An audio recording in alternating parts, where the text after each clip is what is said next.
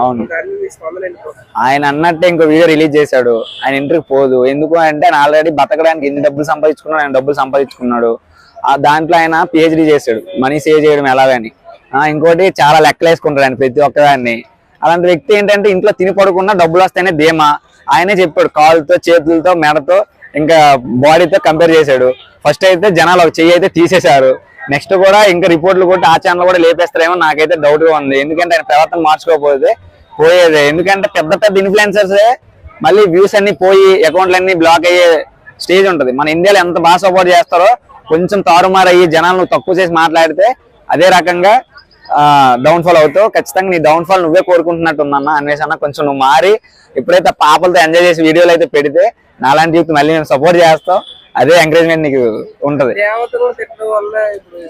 అదే అన్న, ఇప్పుడు ఇండియాలో ఏ రిలీజన్ ని కించపరిచేటట్టు మాట్లాడకూడదు. నేను ఒక హిందువుని, అలాంటి ముస్లింస్ ని క్రైస్తవుని నేను కించపరిచేలా మాట్లాడితే ఊరుకుంటారా? వాళ్ళు ఉండరా? హిందూ అని చెప్పి నువ్వు హిందూ అని చెప్పి ఇప్పుడు నేను శివుడు భక్తుని అని చెప్పి శివుడినే తిడితే నువ్వు శివుడు భక్తుడు ఎలా అవుతావు? నేను రాముడు భక్తుని అని చెప్పి రాముని తిడితే రాముడు భక్తుని ఎలా అవుతావు? నేను ఇస్లామిక్ నమ్ముతానని చెప్పి అల్లాని తిడితే నేను అదే ముస్లిం ఎలా అవుతాను? అంటే నువ్వు దేవుని హిందూ అని చెప్పి హిందూ ముసుగులో ఉండి నీకు ఇష్టం వచ్చినట్టు మాట్లాడి నీ పైసాకి ఆనందం తీర్చుకుంటావా? నీకు ఇంత మంచి జనాలు సపోర్ట్ చేసి నీకు ఒక ఇన్ఫ్లుయెన్సర్ అని లేకపోతే ఒక యూట్యూబర్ అని, నిజంగా తెలుగు యూట్యూబర్ లో గట్టి సంపాదించిన వాళ్ళు ఎవరు ఉన్నారంటే నా అన్వేషణ అన్న. ఎందుకంటే అన్ని డబ్బులు అన్ని వ్యూవర్షిప్ ఎవరికి రాలా తెలుగులో. నీ సవాల్ చేసి చెప్తున్నా, కానీ నీ యొక్క ప్రవర్తన మార్చుకోకపోతే అంతే వేగంగా ఎదిగావు, అంతే వేగంగా డౌన్ ఫాల్ అయిపోతావు.